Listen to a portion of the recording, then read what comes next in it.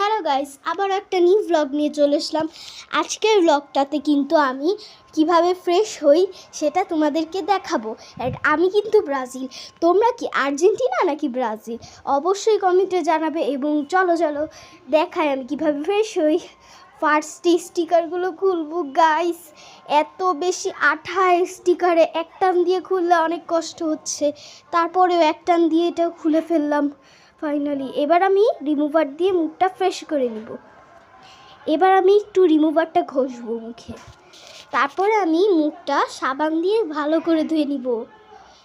তো ধুয়ে নিচ্ছি গাইস।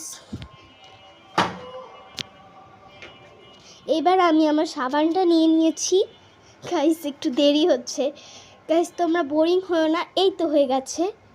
এবার আমি সাবানটা মুখে দিয়ে দিচ্ছি গাইস।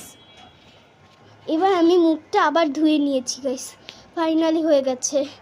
এবার আমি মুখটা মুছে নিচ্ছি। তো তারপরে আমি গেঞ্জিটা চেঞ্জ করে নিলাম। বাই বাই গাইস, তোমাদের সাথে পরের ব্লগে দেখা হবে। এখন আমি ঘুমাতে যাব। Bye bye.